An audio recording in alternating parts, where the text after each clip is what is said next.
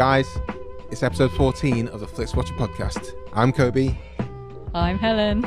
On this episode, we'll be talking about What We Do in the Shadows, the Kiwi film directed by Taika Waititi and Jemaine Clement from Flight the Conchords. Our guests this week are Helen from the Allusionist podcast and also Answer Me This, and Matthew Crosby from Pappy's Bangs and Mash and Pappy's Flatshare Slamdown. What We Do in the Shadows, it got 6.7 out of 10 on IMDb and it got 96% on Rotten Tomatoes. Stay tuned, guys, of course, for the only score that matters, that is the Flixwatcher rating.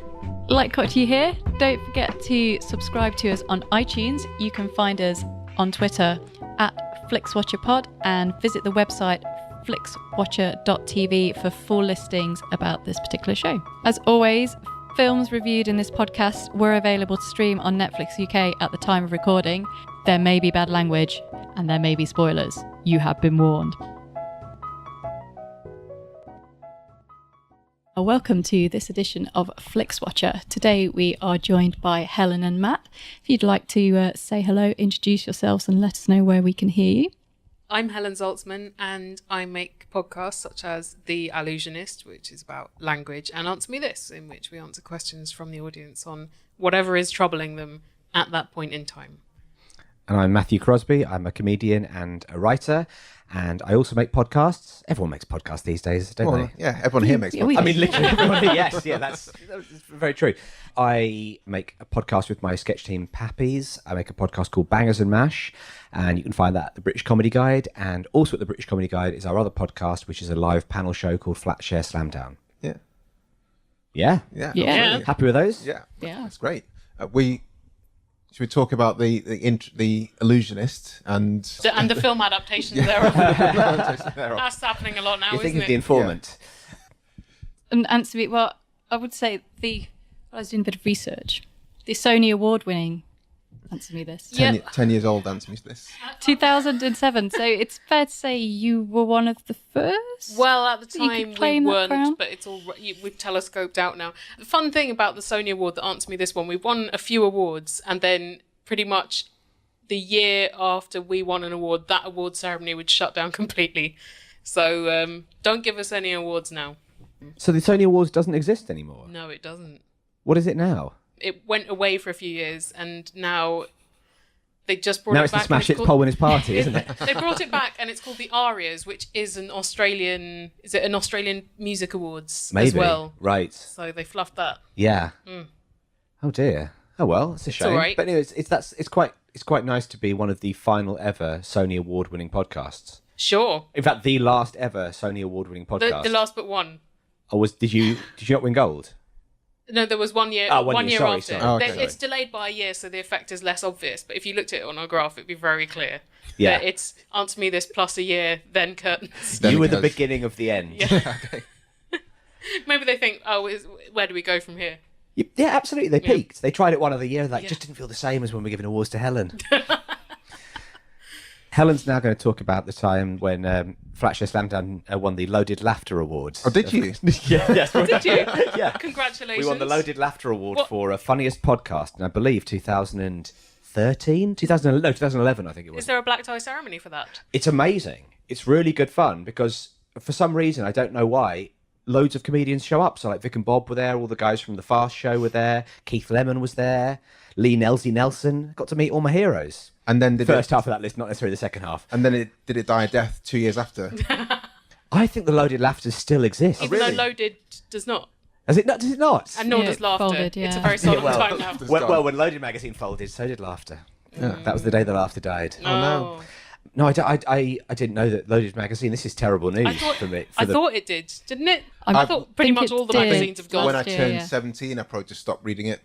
And You're so grown up. Then you became a man, my yes, son. and then moved to FHM. But not to miss you, I did do some research as well, and Pappy's is apparently Britain's best live sketch team. Yes, you're reading from a press release that I wrote. But it is also true. But it's one of those things where my friend Steve Hall said you can just say anything in a press release, and then it's a bit like Wikipedia. If you say a thing in an interview, then the interview is the source. So if we say, this is yet another source proving that Pappy's are Britain's best live sketch team, we can now have you on our Wikipedia page quoted as I mean, admittedly, it's me saying it still. This is why Donald Trump is president now. Absolutely. This is the problem. This is fake news. Yeah, you started it. Finish it. I began fake news. God damn you, Matthew. Do you have the power to finish Trump? I'd like to think I do. Yeah. I mean, sure. He's nearly a foot taller than you. But it wouldn't be hand-to-hand combat, It wouldn't? Helen. No. It'd be a meeting of minds. It'd be a battle of wits, Yeah, okay, and I feel like I see could that probably working. beat him there. Good luck. Yeah. Thanks very much.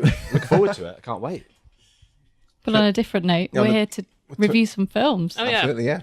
So we're going to start with, your choice today. Would you like to give us a brief synopsis and tell us why you picked the film you've chosen? I would like to do all of those things, and I will, beginning now. I picked the movie What We Do in the Shadows. Now, it is directed... Now, I'm not sure I've got the definitive pronunciation on him, but I'm going to go for it. Is it Taika Waititi? Yeah. Is that right? That's what we've been going for. Waititi, yeah. Taika Waititi. Yeah. I think that's how I heard it said, but Taika Waititi. I think as long as you get all the kind of... I've not only never heard it said, I assumed, because I knew of his work through Flight of the Conchords, Yeah. and I assumed he was like Flight of the Conchords, like dorky, unattractive mate who was like, oh, he's funny, but, we can't put him on screen. And then halfway through watching the film, I was like, who's the lead guy in this? He's really amazing. He's so funny and charismatic. And it is Taika Waititi. And I was like, no, not only are you a brilliant director, you're also A, good looking, and B, a really good and funny actor. Absolutely. So I immediately went off him. Straight away. No. Well, now he's directing Thor, isn't he? So I've heard. So yeah. Kobe was saying beforehand, he's about to direct Thor. Are you guys Marvel fans? No, I reached my... Peak Marvel. Yeah, I reached the end of my ability to tolerate Marvel some time ago. But are you slightly interested in the fact that it's Taika Waititi directing Thor? Is that not... Even that. Even that's not enough to Even put that, you... no. Do you think he's going to give it a Waititi spin? Or If do you he- think he's just going to do a conventional... I really like those little videos he's been doing where Thor is a shit flatmate. They are pretty good. I Yeah. watched them because you alerted me to them, Yeah. and they're quite funny where he's sort of in his board shorts. So I admit, if the Thor film is more of that, then yes, all right, I will overcome the Marvel threshold Okay. that I had reached. I'll let you know, because I'll probably watch Thank on the you. first day and then send you a message and say, Yes, yes. that'd be very decent. But if it's just a 40-minute action sequence followed by another one, then I'm out. Are you a massive geek then? Are you a big superhero geek? I will watch anything that's Marvel, because I think they've got a lot to... I really enjoy it. DC I'm not so fussed about. It's too po-faced, a bit boring. See, when I was a kid, I read DC comics. So I Yeah. read Batman and Superman. I was I was around 14 when they did the big Death of Superman series. But it's not translated into movies at all, really, has it? No one. I mean, there've been some good Batman movies, but no one seems to be like everyone loves Marvel, but Marvel seems like too cartoony. Do you know what I mean? It's too sort of comic booky for So me you to really prefer- enjoy it. 'cause I think everyone's generally happy with the Nolan Batman series. Yeah. But- I Oh, no. I liked elements of them, but generally I didn't. I found them too pompous. Yeah. And also just a bit like they needed a bit of script pruning. I don't know if you. But what I like about it is it's a pompous movie, but he's a bat. He's not a bat. He's a yuppie. He's a He's a man who dresses. 1%er. He's a man who dresses as a bat. And then in the last film, he's a man who is convalescing and then has another setback and convalesces again. I've not seen that last one, but it sounds really good. Is he a bad flatmate? Is it like those Thor things? So speaking of the Dark Knight, shadows are dark, and What We Do in the Shadows is the film we were supposed to be talking about. I got derailed. Segue. As always happens, Marvel gets mentioned, and that's and it. we get We're sucked immediately into derailed. the, I'm so sorry. So for those of you who have not seen the film, spoiler alert. It is about 85 minutes long. It is so just if you haven't checked the running time, I'm going to spoil that for you right now. It is about it starts basically as about 4 vampires living in New Zealand, and one of them sort of lives under the house and isn't really a character. He's very old. He's very old. 8,000 He's 8,000 years old. The other 3 masquerade as kind of New Zealand hipsters in order to find virgins and drink their blood. And it's basically it's in the tradition of Spinal Tap. It's a largely improvised mockumentary. So is it improvised? Apparently so, yeah. Apparently okay. they shot 120 hours of footage. Oh, wow. Wow. And they did a few little tricks. Like there's a guy, Stu, who plays an IT guy who was like the most understated performance ever committed to film, because they didn't tell him he was going to be in the film that much. They didn't tell him he Really? was a central character. They said, just you're in like one scene, even though clearly he must have realised when they shot about 80 scenes with him. It's like, you're only in one scene, so just don't bother trying too hard. You're only a sort of peripheral character, and then turns out to be kind of one of the big main characters. But yeah, so it's kind of an improvised comedy about these three grungy flatmates who happen to also be vampires. And there's a sort of plot, but it's sort of incidental, really. They're going to a party. Someone's ex-girlfriend's going to be there. Yeah. The Beast is going to be there. They make a new guy a vampire. Peter turns him into a vampire, and he can't. It's almost like he can't quite deal with the fame of it. He, that everyone says if you get famous, you get 18 months of being an arsehole. That's what they say. That's what Tell us, Matthew. I mean, I've never been famous, but I know people who are famous, and I think 18 months is a fair enough amount of time, and that's kind of what he does. He goes around showing off that he's a vampire, but generally, it's basically like a Flatshare movie. It's like an advert for Spare Room or something. It is, yeah, exactly. It's like a Spare Room advert. But It reminded me a lot of when you and I used to share a flat, Matthew. oh, absolutely. Oh, did you guys share a flat together? Yeah, for 2.5 years. Oh, wow. I was largely nocturnal as well at the time. That's true. Constantly bringing virgins back, but they were just my mates. Lot of dirty dishes. A lot of dirty dishes, yeah. There's almost like a Withnail and I aspect to that pile of dirty dishes they've got there.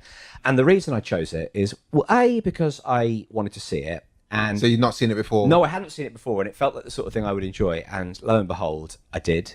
Good. More on that later. Really know yourself. I really know myself. That's good. I know the sort of stuff I'd like. I'm a big fan of Flight the Conchords, and obviously Jemaine Clement is in it, and he's brilliant. And the other reason is, and I'm not going to dwell on this too much, but you wouldn't let me pick my first choice, which was Adam Sandler's The Cobbler, because And thank you for not letting him pick that. Vic, I thought we could have had a really nice chat about it. I haven't seen that either. I'm fascinated to see it. It's got like a 1.5 star rating on Netflix, and I think if anything that's got that kind of rating has got to be worth our time. But Helen, that was your I didn't realise it was a serious suggestion. I don't know if you can go back through the 25 emails we sent each other that day when I was like, if it's not that, then I'm picking Kevin James's Here Comes the Boom. But no, I genuinely would have liked to have seen that. But In your own time, Matthew. in my own time. Don't take the three of us down with you. Yeah, that's it, I think. That's the problem. I wanted to share the pain of it. I think there's a general kind of Adam Sandler and Friends veto zone Right. around this podcast. He does not deserve more chances from us. No. No, we have a limited life. We don't want to spend it on. That's The Cobbler. absolutely true, and you didn't want to watch The Cobblers. I'm okay It's probably going to be redubbed. No, fair enough. But let's talk about What we do in the this. shadows. Yeah. So what do you reckon, Helen? I'd seen it before, and so I was very happy to watch it again. I really like how understated it is, in a way that a lot of Antipodean films and sitcoms are, where just it feels deliberately mundane. Yeah. And I think with this, it really works. The fact that you've got these vampires who are wearing frock coats and they have red velvet. The but also- dandish hipsters. I Yeah, guess. They are. but also clock radios. Yes. And I liked as well, there was a little nod to Francis Ford Coppola's Bram Stoker's Dracula. Did you see that mid-90s film, which was very over the top? So the first time you see Jemaine Clement is when Taika Waititi's character opens his door, Yeah. and Jemaine Clement's having this sex pile with women in red satin, which I think is something that happened in that film. Well, apparently he based his character on the Gary Oldman character. Really? Yeah, that's Okay. I mean, it's sort of the You can same see look, that, isn't actually, it? yeah. The long hair, the little soul patch, the moustache. But Gary Oldman in that film had a sort of big heart-shaped head, didn't he? Yeah, when he was old vampire, not when he was sexy vampire. When he was sexy vampire Right. with the purple shades, that's how you knew he was sexy. I just remember him being sexy old vampire. I've elided the two. But I found them. Yeah, I think you're right. It's understated, but in Reminding me of Father Ted almost, because you That's have it. Yes. young Yeah, guys and a definitely. really old guy who's a temperamental person. That actually really works, actually. yes, I think it's also that I'm not saying that priests are ridiculous, but they are slightly ridiculous. But I think both Graham Linehan and Arthur Matthews and Taika Waititi and Jemaine Clement sort of picked characters that you expect to behave in a certain way. Priests and vampires kind of, have got to be, I don't know, how would you say, they've got to be sort of stoic and they've got to be ominous. And when you take that away from them, it just becomes hilarious. I think that it's very understated, but it's also very, very well observed. It did feel like the kind of the flats I've lived in, or the sort of arguments I've seen between flatmates. We start at when we first the film opens. It starts with a flat meeting. We've all been there. I liked how they used flat as a verb as well. Yeah, Those flatting. vampires will flat together. And it's about the one guy, I guess Deacon, who's the youngest vampire at the time, who's not pulling his weight. And that's the conversation everyone's had. You talked about the With Nell and I pile of dishes. He hasn't done the dishes for 5 years, and it's just racking up. Yeah, and also you just get the sense that because they've been alive for such a long time, they're pretty bored at this point. Yeah. Just filling in the time is quite tiresome. And that I enjoyed. I liked as well that they touched upon the fact that if you had lived for as many years as a vampire has lived, you probably had some dodgy politics, because there was Deacon being in with the Nazis during the Hitler times. Yeah, he was just a product of his times, but unfortunately his times have been the last 800 years. Yeah. But then there were moments when it was quite scary as well, when there's Nick, someone they think is a virgin that they're trying to capture, and so he's trying to escape the house and vampires keep appearing. That's quite dark, actually. Yes. Yeah. They managed to make it quite frightening. Because I was thinking, when you said it was understated, but there were some parts where it was... I mean, there's some Pretty wire work, for gory, example. gory moments as well. It had some There's genuine, a lot of blood. some genuine horror scares, and some really. When he accidentally, when he bites the girl and hits the artery, and it's just spraying everywhere, and he's trying to drink it like a Coke can, like a Coke can that's sort of split open.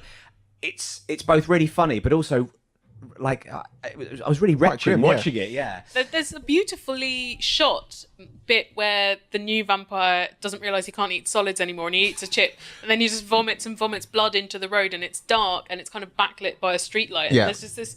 It's actually quite lovely looking, but also so horrible because it's someone puking in the street. Helen S. What were your thoughts on What We Do in the Shadows? Oh, I love it. It's Had great. you seen it before? I had, yeah. I saw it at the cinema, and I'd seen it when it first came onto Netflix as well. So, yeah, I've seen it a few Did it times. stand up to a repeat? I think those kind of improvised comedies stand up to repeat viewings because so much of the comedy comes from little turns of phrase, or because I guess because it's often shot in the three shots, so you're watching all three of them together. They're all kind of doing their own thing, and you're sort of you could probably just watch one character, and that would. You'd get a different thing each time if you just sort of focused on Jemaine Clement or just on... Like Mike Figgis's time code. Absolutely, yeah. If you just cordoned off a bit of the screen and just watched the top corner. Yeah. I thought the guy playing Deacon was amazing, and then I looked him up and he's not really done anything. Oh. He's not his website is... I was in a movie. That's genuinely there's a big button on his website going, click on here to find out more about a movie I was in. That's nice. Which is lovely, yeah. It's exciting to be in the movies. He's not really done much apart from this, but he was amazingly funny. He was so good. I would imagine there are not that many films being made in New Zealand. Yes. I imagine the New Zealand comedy scene is fairly small as well, and they're all... And it's all them. Yeah, Yes, it's basically all- yeah. them. Jemaine Clement and Flight of the Conchords and Rhys Darby. Rhys Darby, yeah. Yeah. Lovely to have a bit of Rhys Darby in this film. I like Absolutely. the fact that they brought in werewolves. Like True Blood would bring in another different supernatural race. Yes, exactly. And they did that a bit, but in a more underplayed way. I like the line, "We're werewolves, not swearwolves." Apparently they're doing, and again, there's a couple of spin-off movies apparently, I don't know either. Really? But one of them is going to be following the werewolves round, called We're Wolves. But I love that. It reminded me a bit of the scene in Anchorman when the two news teams meet. Yeah. And then there's a fight that kicks exactly, off. yeah. But yeah, it's basically just young people hanging out and getting into trouble, isn't it? It's And not they just really- happen to be vampires. happen to be vampires and They happen werewolves. to need human blood. And Specifically, virgin's blood. virgin's the best blood, isn't it? Yeah. Yeah, I liked how they explained that. I think it was Jemaine Clement saying, if you ate a sandwich, you would enjoy it more knowing no one had fucked it.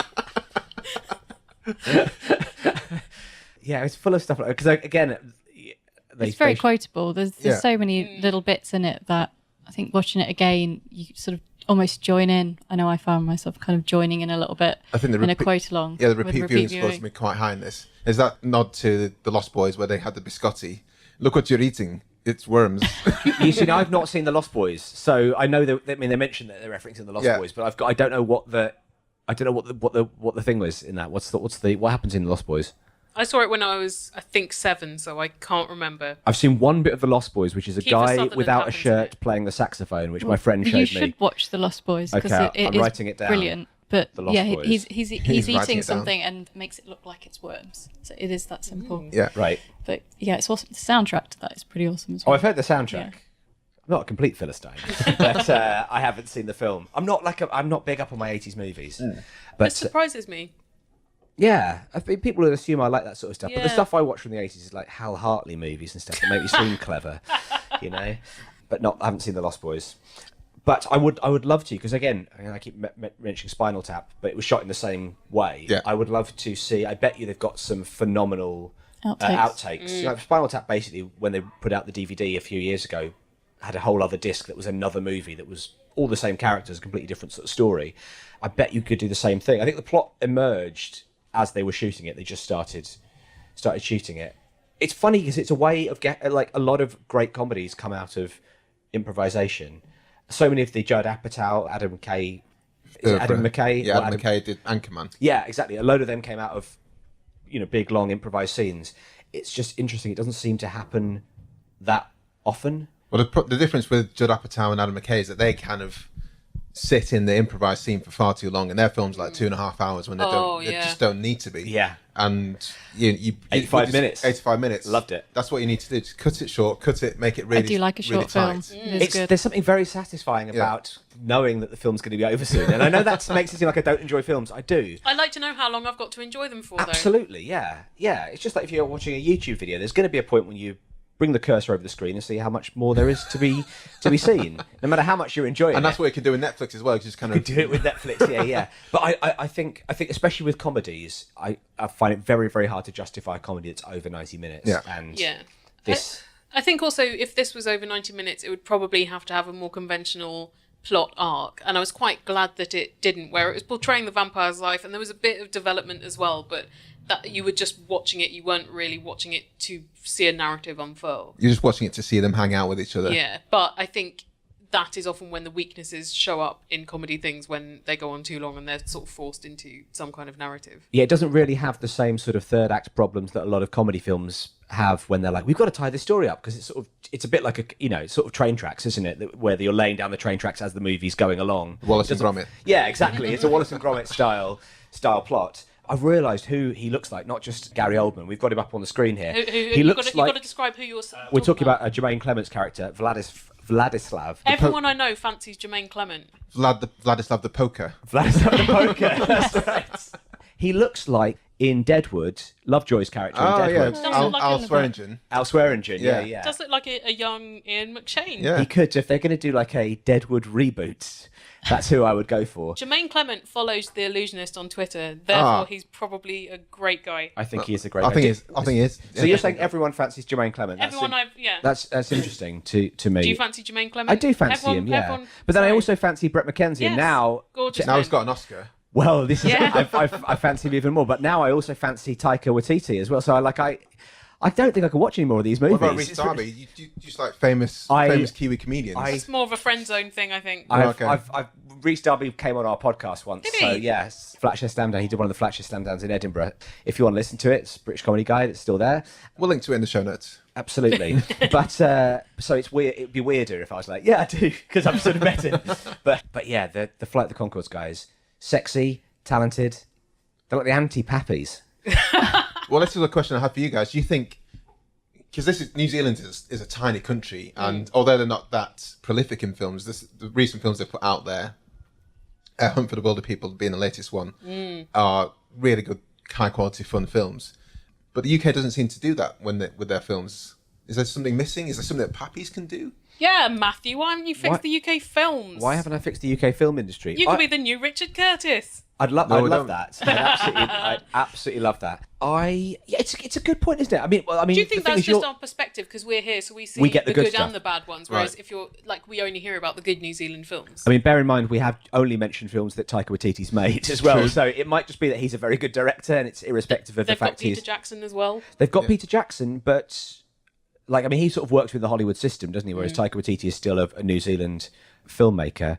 Although Peter Jackson's early stuff, I love. Bad Taste. Have you seen Bad Taste? His Heavenly first movie. Creatures, his second film, though, isn't it? And that's I think he did amazing. Brain Dead, then he did Heavenly Creatures. So he did a couple of like really schlocky, but Bad Taste is amazing. He's the star of it as well. He's like the main character in it. Yeah, you're a fan of Bad Taste, aren't you? I've seen all of the Peter Jackson early films. I mean, Brain Dead, I think, is quite a big influence on this. It's a little definitely bit in very similar, the tone, yeah. But Bad Taste is a lot of fun. Yeah. And Heavenly Creatures is very beautiful. Yeah. But also, I was surprised when I went back and watched Heavenly Creatures, having seen some of Lord of the Rings, that it prefigured that because there are all the sort of fantasy sequences in it. Oh, right. I've never seen that. Is that Kate Winslet one? It is, Yes, yeah. first Kate really Winslet, good. Melanie Linsky.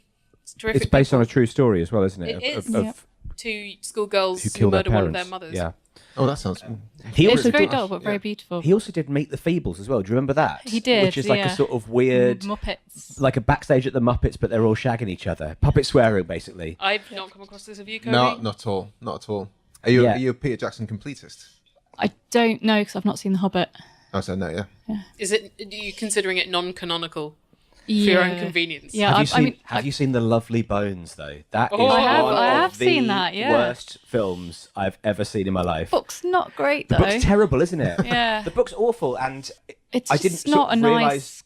It's not a nice There's book. nothing nice about Not a it, nice and it's premise, called is The it? Lovely Bones, and it's Nothing wrong with the bones. Also, there's a it's weird... a weird enough. heaven thing, and I think the Mark book shows Wahlberg, and it's Well, Mark Wahlberg's not in the book, to be fair, which is a bonus. But I read the book because I was working with a woman and she was like, I stayed up all night to read this, you have to read this. So I stayed up the next night to read it. And I thought at the beginning, I was like, this is very promising. And then it just sort of flatlined and then just plummeted. There's also a terrible, weird. sex scene. Yes. Where, like, she possesses Her school friend. her school friend, but they're all still a bit too young to be having sex. and even her if- sister's like even having if you're sex dead. at 12 under a boat. And, Yeah. So, It's, by the by, Peter Jackson.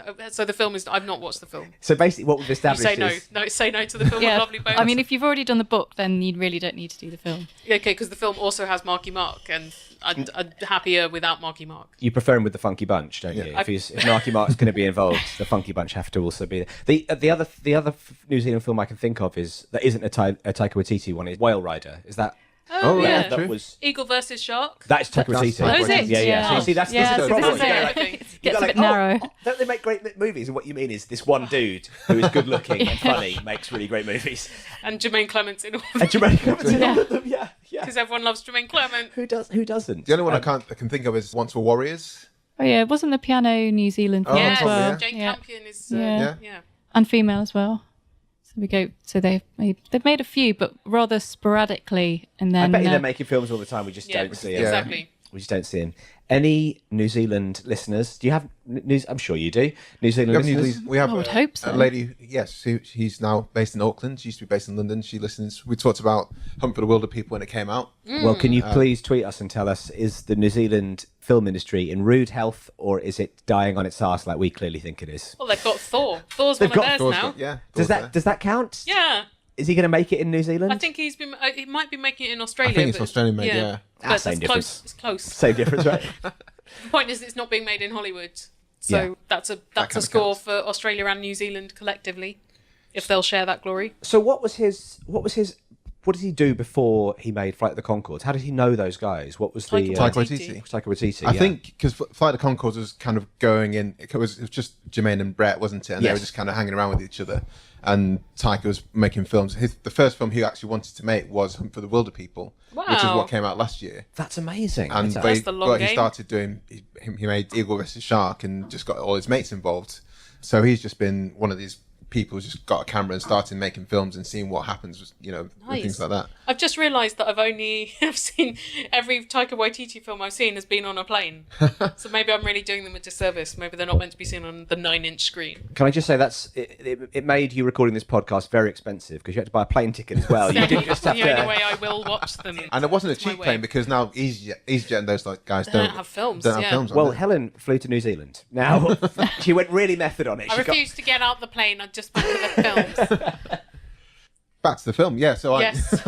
Oh yeah, I remember. we digress. I saw Flight of the Conchords pretty early on in their career because they I was in Edinburgh at the Fringe in 2002, and every night all the comedians I knew would go down to this gig. And they were like, they're just these guys, and like none of them knew who they were. But after midnight, everyone would go down to their venue, which was like a cellar. It was like really dripping wet arches, the gilded balloon arches. What are they supposed to be? The caves.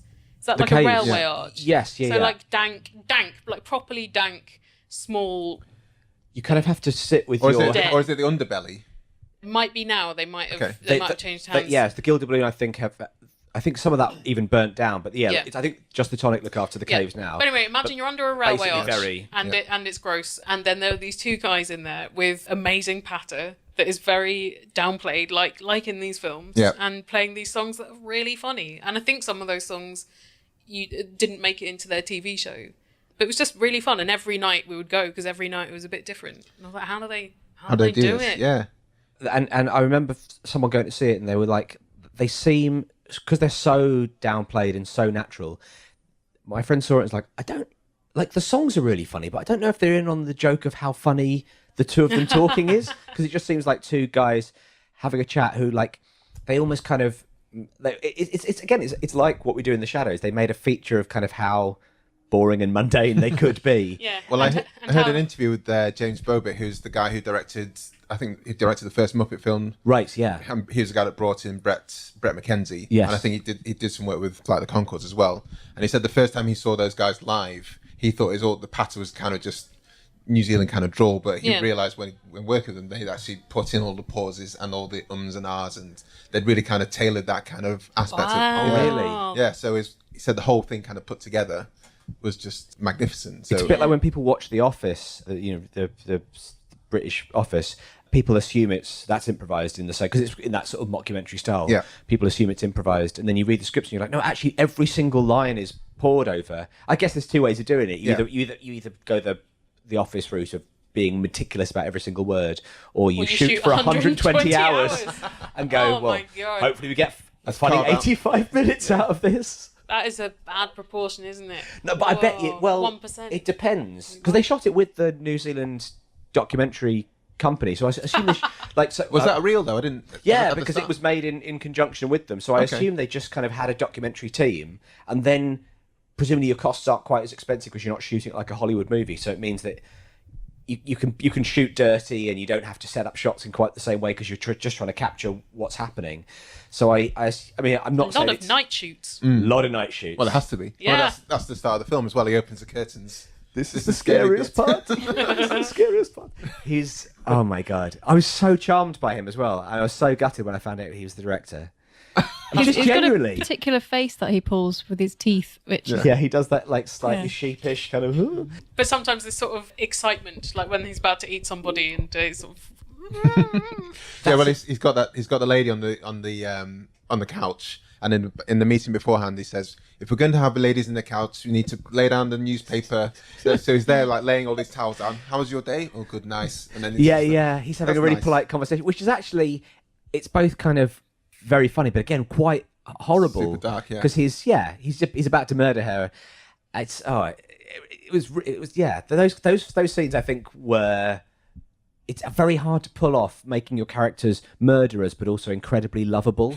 Yeah, and just normal. And just normal, Well, yeah. There's no glamour in it. It's not Interview with the Vampire or anything where you're like, oh, uncomfortable in being a murderer, but not. There's nothing sexy about them. Even Deacon's erotic dance he does, which I love. That when Nick comes round and knocks on the window, Deacon's, I'm doing an erotic dance for my friends. I just like the idea that that's the they're way they bored. spend. Yeah. Yeah. They've They've done everything. And yeah. it's that thing with Nick as well when he becomes a vampire. It's like Nick's a dick. Like, I love it when they had scenes that were just filmed out on the town. It really reminded me of watching Ibiza Uncovered or something oh like god, that. yeah. Yeah, it's totally like that. It feels like, I mean, I assume they just went out with them on nights out and had a stack of release forms. It's just like, you've just chat, it's almost like what Scarlett Johansson did for Under the Skin. Yeah. Just driving around and seeing what happens. I wonder how I guess the reason Hollywood doesn't do that sort of thing is that you just can't. What do you do? What do you do when you go into a pitch meeting and go, I've got these funny mates. They're just really good. You should see them. They're really funny. Just let us film them. Yeah, I think this kind of film you just have to get on with it and then then release it, don't you? Yeah, exactly. And suddenly you find you're doing Thor. Should we go into the score? Have we anything else to chat about and the general vibe of the film? I think everyone's quite positive about it. yeah. I really enjoyed it. Yeah. It's tricky. I feel Do you like think you would have enjoyed the Cobbler more? I feel like we could have had a better argument about the Cobbler, because I think I've got and again, I know we've gone back to the Cobbler again, but I've got a real soft spot for Adam Sandler. I think he's a naturally funny person, and I know That's the point, though. He's He's letting himself down. See, this is exactly the kind of discussion I wanted to have. Whereas, And you brought it in there anyway. whereas Jemaine Clement, also a naturally funny person, but has sort of the material and the people around him to match. I think it's quite. Adam Sandler feels like he's lost in his own films. He's not an underdog, Adam Sandler. He's still one of the highest paid Oh people no, in I entertainment. don't think he's an underdog at all. But I find watching him absolutely delightful. Okay. It's sort of the dream, isn't it? No. Yeah, That's an opinion that's not shared with the rest of this it's table. not. I mean, you actually like some of his films, though. Yeah, I do. I think. Well, some of them are alright. And actually, the film Funny People, talking about Judd Apatow, the Funny People, which is Adam Sandler and Seth Rogen. I think it's actually I think there's a really good film in there with Adam Sandler, but it's 2.5 hours long as a comedy. So guys, just wind it in a bit. And It's like, that's the problem with Judd Apatow movies. Judd Apatow and his funny mates. That's what happens when you go in Hollywood. I've got some funny mates. That's right, actually, yeah. This is 40 minutes too long. Yeah. Yeah, that was odd because I was watching that idly and I was like, I'm pretty ready for it to finish now. Oh, it's only the third act out of 5. Yeah, and again, the plot isn't important. No, I Also, checked Wikipedia and it wasn't. He cares so much about like funny cameos from musicians that he really like. There's a big long James Taylor thing, and anyway. But here's one for you though on Adam Sandler before we get to the scores, because I do want to do these scores. Have you seen Punch Drunk Love? Because that's tricky for someone who's into credible movies. Paul Thomas Anderson. It's an arty type movie. I have seen it, but I haven't seen it for a while. I can't remember hating it, and That is the one that people pull don't out of the bag like for it. Adam Sandler. It's the last ditch attempt of the desperate, is what you're saying, Kobe. It is, yeah. Yeah, I think that's brilliant. It is, and that's only 90 minutes long. I know I have seen it, For Paul but Thomas Anderson as when well. it came out, Yeah, same. I don't remember much about it. I remember not really getting on with it. At the yeah, time. not really needing to go back to revisit that one. Whereas the other ones, like obviously Magnolia. I've I seen thought a you lot meant of the other Adam Sandler movies. Oh, yeah. Obviously, The Water Boy, I've watched it 17 times. I've seen enough films where like the main plot is the discontentment of a white guy. He's just a man-child, isn't he? Well, actually, that's very interesting you bring that up. Going back to what we do in the shadows, this was my one frustration with it, was that, and I appreciate it's New Zealand, but it did seem like they'd got these 3, possibly 4 very funny central characters, and then they just kept introducing more men. Like that's if I had to put any criticism, the one lady was there to The service slave. Yeah. Or the beast. Yeah, or the beast. Or the beast. Yeah, it did seem like. You know, they brought in Nick, and you're like, oh, there's Nick, and then they brought in Stu, and there's Stu as well. It just seemed like they were constantly bringing in more and more guys. Yeah. Is that meant to show that these are sort of child men who are like not really capable of interacting like adults, even though they're hundreds of years old? I think it absolutely was. But for is it just because all their funny mates are male? all their funny mates are blokes? Yeah. Oh. It was quite good. The family got her. She became a vampire at the end, and then she's there with her husband. Yeah, that was Spoiler. great. Spoiler alert. Well, this is all spoilerful, isn't it?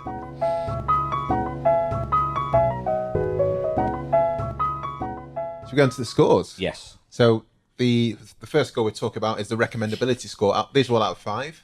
How much would you recommend this to other people to watch? I was scoring it out of 10. I said 10, so I'll cut that down to 5. Yeah, just do the maths. Yeah, I would recommend it because it is brief, first of all, so you don't feel like you're taking too much people's time, and it pays off pretty well. I tend to not like vampire stuff, and I liked this, so I reckon it would work for a lot of people. So out of 5, what does that translate to? That's translated to 5 out of 5. I wasn't scoring it 10 out of 40. Not that arbitrary, just because I ignored the fact that you said score it out of 5 when you wrote that down. I literally didn't see that either, so all my scores are out of 10, but I'm doing the mental calibrations. You're so brave. Oh. Thanks very much. I'm going to give that then a 4.2. Oh. What happened to the 0.8?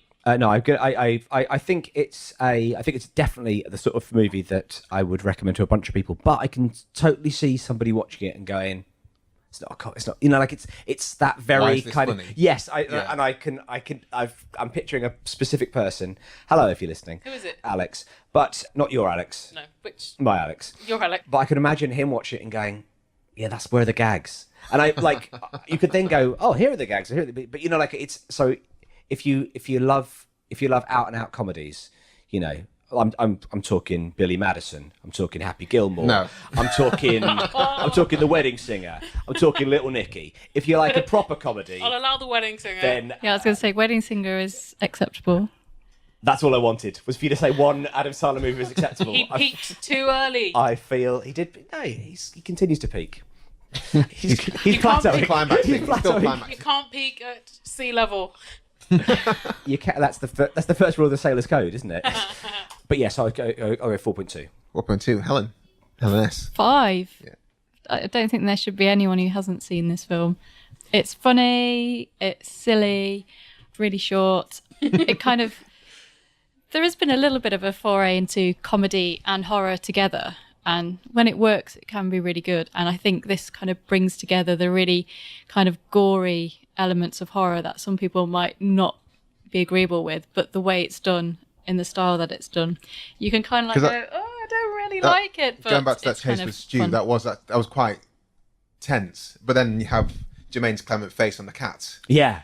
It's moments of there's sort of genuine jumps, but also moments of real big comedy. I can turn myself into a cat. It's like Shaun of the Dead in that respect, isn't it? It's like the horror is done. It's done with a love of the genre. Like they clearly they're not taking the piss out of vampire movies so much as they see how ridiculous they can be.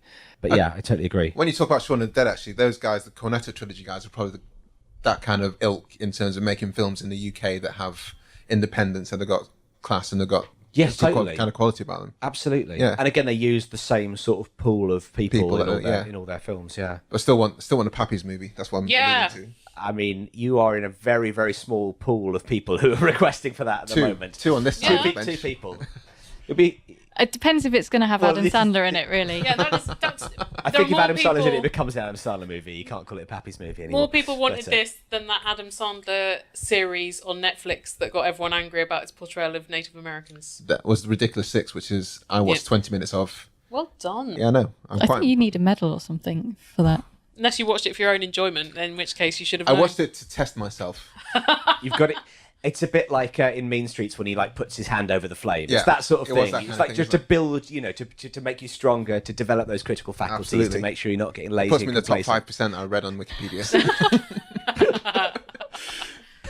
I'm going to give, I think 4.9, because I think there are people, like you said, there'll be the odd person who's just like, why am I watching this? But for everyone else, they'll just get it and just be enveloped by it. On Netflix, it will be recommended under that because you watched quirky comedy. Yeah. It's like that, isn't it? It's like that sort of thing where you go, it's definitely funny. It's full of big laughs, but I could totally see somebody watching it and going, that's not what I think a comedy is. But if you've scored it 4.9 out of 5, that means 1 in 50 people won't get it. Yeah, I think that's a fair kind of thing. That seems fair enough. Repeat viewing score.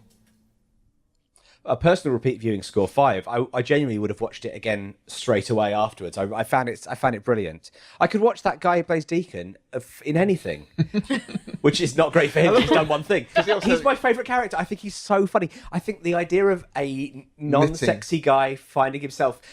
People who find themselves sexy just makes me laugh, and he's wonderful. So I definitely, just purely for his performance alone, 5. He has got a lot of good moments actually. Right from the start, it's the.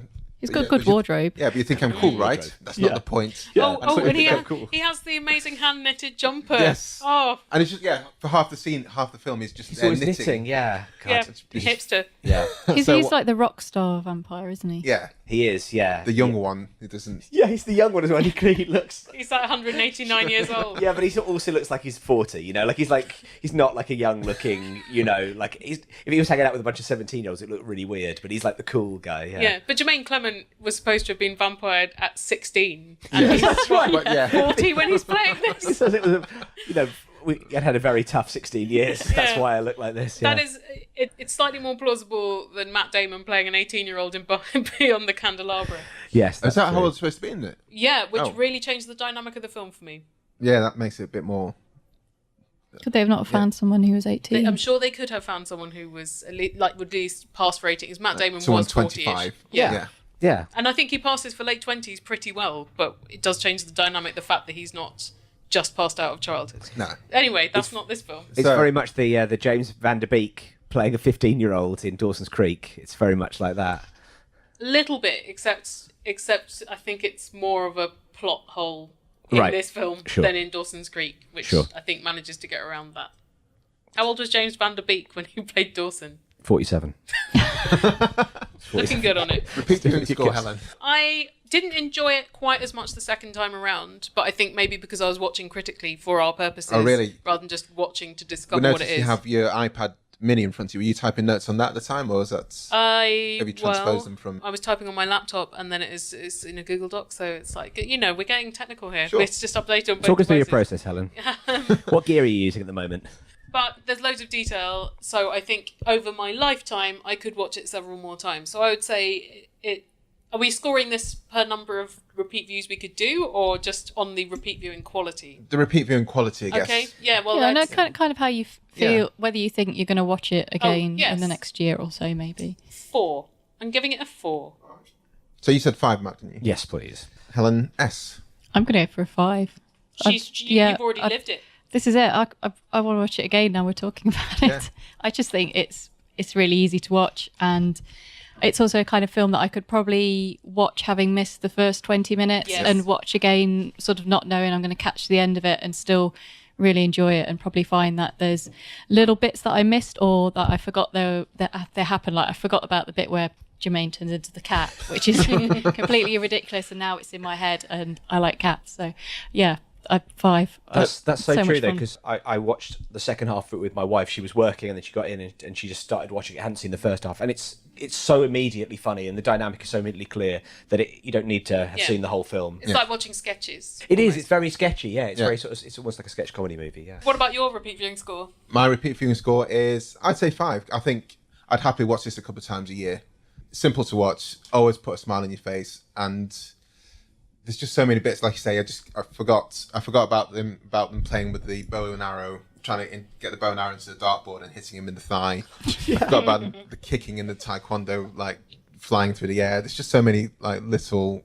That's one thing that they do really well and really simply is the simple special effect of them being able to fly up. Yeah. You know, when they're having a fight all round each sort of level of that was quite lovely. That was like Inception, wasn't it? Yes. At some point. Yeah. Inception. Sorry, I didn't explain what I was. I realised doing this with my hands is of no use to the at-home listener. I'll describe it. You know how in the late 90s, early noughts, boy bands would often do videos where they were like in a cuboid, which would slowly rotate so it looked like they were kind of dancing on the wall. But the pinnacle is Lionel Richie's dancing on the ceiling. Yes, that's right. Yeah. Although, Are you thinking Jamiroquai? Maybe? You're thinking of Virtual Insanity? No, that's Slidey Floors. It's not Slidey Floors. It's like NSYNC in space or something like that. NSYNC. Yeah. Okay. NSYNC in Of course, space. thank you, Yes. Helen.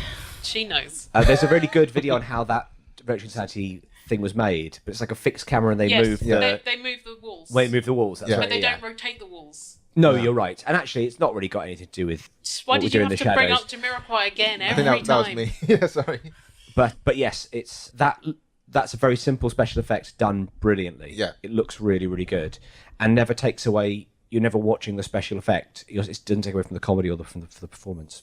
I mean, it's also as personal. I like to think that there are actually vampires in New Zealand living their lives like that. I mean, Could well. Yeah. Don't be charmed by a hipster. A dandy hipster. A dandy hipster on the town. But it is weird that all of the core vampires in this film at the start, before they create some more, are Eastern European and German, Yeah. It's a good accent to be able to do, though, isn't it? I suppose. With a hint of New Zealand's coming through because they've assimilated. Small screen score. So this is how relevant do you think it is to watching on Netflix? Do you feel the need to watch it in the cinema? Do you think you missed out from not watching it in the cinema? Well, I couldn't say because I first watched it on a plane, so that's about as bad a screen as you can get. And if I was missing stuff I didn't know, I watched it on my fairly large television today and was happy with it. So I think it translates to small, but I don't think you want to watch it on the smallest screen because there is a lot of visual detail in many of the frames. Yeah. And shame to miss some of that. So how's that translate out of 5? I'd say 4.5. Okay. But treat yourself to something that is not your phone. Yeah, I'd say watching anything on a phone is pretty tricky, isn't it? There's not much that you really want to. Might as well just listen to it at that point. Yeah. I don't know if. Yeah, I think maybe like 4.6 or 7. It's like it's not really about the visual spectacle. It's about the. Yeah, let's go with 4.7. Like it's about the comedy performances, and I watched it on my laptop. It was great. Yeah. I go 4.5. I did see this at the cinema, and it was quite nice to have that shared comedy moment, which That's true, though. if you're obviously watching at home alone, then it's not as fun. So I would probably say, if you haven't seen this yet, maybe find someone to watch it with. Lovely. And have a lovely romantic night in watching this wonderful That's a different documentary. question, though. Yeah. Is You've it already better had to- the recommendability Wait, question, Helen. hang on a second. That's a different question. Is it better to watch it on your own in your sad old flat with none of your mates, On your phone? or with loads of mates around? It would obviously be better with mates around, wouldn't it? Isn't that true of all? Most comedy films, certainly. Things? Not all films, but I think that I'm just saying that it doesn't get a 5 because it does. For me, suffers. it did have a benefit of watching it the first time round as a shared experience. Got it. And then subsequently with a smaller crowd and on a smaller screen. What do you think is a good film? This is just a tangential question. A good film to watch on your own? Shame. Oh, I'll tell you a story about that. Is that the That's the Steve McQueen Steve film? McQueen movie Yeah, about Michael Fassbender and his sex addiction and his Yeah. slightly uncomfortable I watched that relationship with with his sister. my then girlfriend, now wife. I'm surprised we're still together. Well, we loved it. But it's not a date film, is it? Well, I watched it on New Year's Day in Paris, having got engaged at midnight the night before. We got up and we were like, let's just walk down the Boulevard Saint-Germain and do something. And didn't realise that New Year's Day in Paris, basically everything shuts. There's nothing's open. So there's one cinema that was showing British films. And they were like, what's starting now? And they're like, this film Shame. I was like, yeah, I can't want to see that. We watched that. I mean, that the marriage could have almost been over before it began. It's definitely not a date movie, but it's not the first movie you watch just after getting engaged. No. And yet it was. Yep, we then And yes, hired a hotel room high above the city, glass windows, and had a really wonderful time. I think 4 point. I would like to see this in a cinema, not because of the visuals, but I think it's a good fun film to watch with other people. Mm-hmm. So this is. But your living room would suffice, right? My living room would suffice. That's why it's 4.5. But if it was, and I love the Prince Charles Cinema for these kind of films that they pull out like that. Totally, yeah. So if I was walking by the Prince Charles and had some time to kill and this was on, I'd definitely go in and watch it with an amassed audience. So yeah, 4.5 I think. So engagement score. How engaged were you whilst watching the film? Did you feel the need to? I hope stick all with the it? sort of announcements that you had to listen to had already gone, so you didn't have to not listen to the emergency things. I saved it for mid-flight because then they don't interrupt and pause the film much. So that's when I watch the films that I care about. I would say, so the criterion you put on the engagement score is how difficult would it be for you to turn off the film once you started watching it? And I don't think it's a criticism that I would also be quite happy watching it episodically. Yeah. So 20 minutes at a time. Yeah, and I think also with the engagement is like how likely, to start looking at your phone or sort of get a bit distracted. I suppose maybe the way I would think about it is if it was on the TV, would I have to turn the channel over to watch it, which I do with some things, like Strictly Ballroom or Clueless. I pretty much have to watch those if those come up. Or Princess Bride. And I think I would. So I'd say this scores 4.7. It's decent. That's very decent. Yeah. Yeah, it is decent. Mr. Crosby. I'm gonna go 4.6. I watched it. I was slightly clock watching because I was watching it on a time. I wanted to watch Call the Midwife. So and I'd mistimed it by I watched the last 7. I watched everything but the last 7 minutes. Then watched Call the Midwife. Then watched the last 7 minutes. Which, by the way, I don't recommend that particular mashup. Okay, a lot of blood. It's like too much blood. A lot of no crying for about 70 minutes, then loads of crying for an hour, then no crying for another sort of 15 minutes. Some female characters and then no female characters. Suddenly too many female characters. Come on. But no, so if that had not been the situation, I would have happily watched it all the way through. And it nips by and there's new stuff happening all the time. Like it's episodic and sketchy, which is great for just kind of keeping your interest. It's full of new little starts. Yeah. So 4.7. 4.7.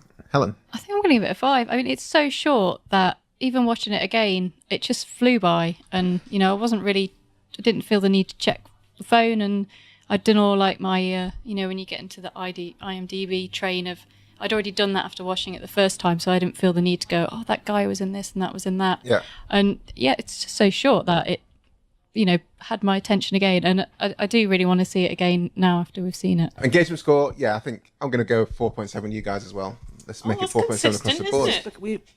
I think we really get along. Yeah, look at that. So we got an overall score of 4.7, which is amazing. That's very good. Yeah. That's really good. It's a very good film. Yeah. I'm really pleased I watched it. It's one of those things I don't know why it passed me by. I saw the trailer. I remember sitting in Brixton Ritzy, seeing the trailer for it and thinking, yeah, I'll definitely see that. And then it happens sometimes where it just passes you by. Yeah. Do you do when on Netflix, do you give ratings after a film? Now, I have a terrible thing in that I've been up to the Edinburgh Festival so many years and you get reviewed in stars for your Edinburgh shows. I never give lower than 4 stars. If I hate a movie, I might give it 3 stars. If I absolutely hate it, but I can't bring my. I'm punishing Netflix, myself. though. I'm punishing myself. Occasionally, I won't review a film But if I watch it, they still see you've watched it all the way through to the end. But I'm punishing myself, but I can't, this is a thing that didn't exist. So, this is a thing that didn't exist until a load of people pulled together and made it happen. I've got a very romantic... Till Adam Sandler got out of his armchair and he's like, you know what? Let's do this. Let's do this entire movie. I'm not going to write a script. But yeah, so I'm very bad for I just think your recommendations must be absolute dog shit. They're all over You're the place. too kind. I'm too kind. Yeah. I'm too generous. Yeah. I've got too big a heart, Helen. That's the problem. Giving away those stars. Here, have some stars. Giving away Matthew. those stars. Yeah, they're stars. They're not love. Anyway, So I think that, 4.7 is Strong. I can't see. Very I strong. can't. It's going to be it's going to be an interesting film that beats that. I think. So I think we should finish there On a Yes. positive. on a positive. positive- Yeah. Vampiric note. And if you guys can sound us off to who you are again and where we can find you, of course we'll link to you guys in the show notes. Thank you. that's a fantastic question to end on. Who are you again? What's your name, man, person over there? I tell you what, should we do each other? Yeah, all right. Okay, so sitting next to me right now is the podcaster and broadcaster, Helen Zaltzman.